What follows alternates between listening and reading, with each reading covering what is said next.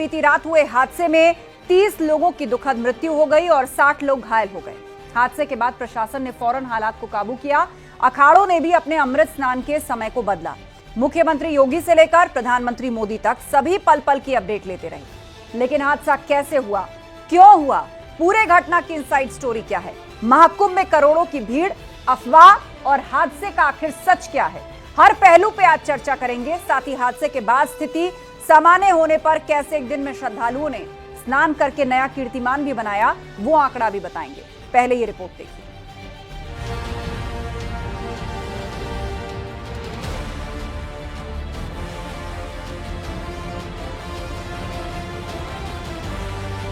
महाकुंभ में हादसा, 30 लोगों की मौत। ग्रीन कॉरिडोर बनाया और एम्बुलेंस के माध्यम से लगभग 90 घायलों को अस्पताल तक पहुंचाया, परंतु इसमें से दुर्भाग्यपूर्ण तरीके से 30 श्रद्धालुओं की दुखद मृत्यु हो गई है। महाकुंभ में हादसे की क्या है इनसाइड स्टोरी?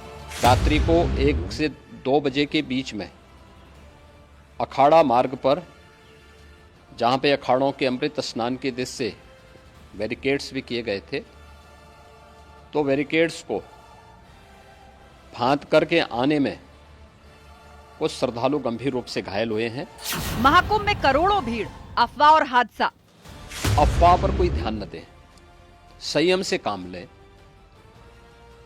यह सब आयोजन सभी लोगों का है। प्रशासन उनकी सेवा के लिए पूरी तत्परता के साथ लगा हुआ है। हादसे के बाद स्थिति सामान्य, रिकॉर्ड स्नान। प्रयागराज महाकुंभ में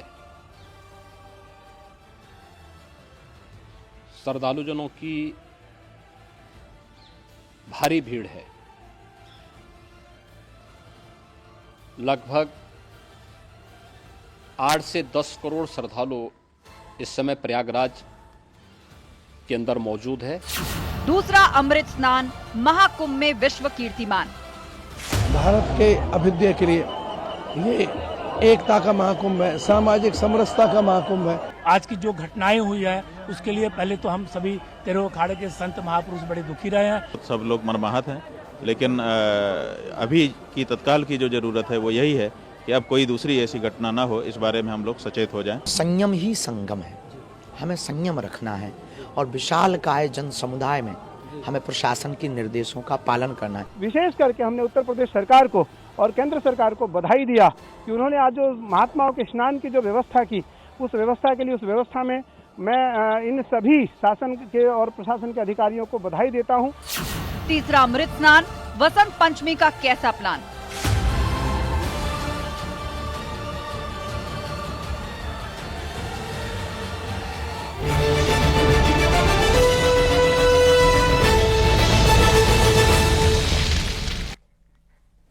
और वक्त है महाबहस के सवालों का, जिन पर फोकस है आज की पूरी डिबेट। तो पहला सवाल आपके सामने रखने जा रहे हैं, महाकुंभ हादसे की क्या है इनसाइड स्टोरी।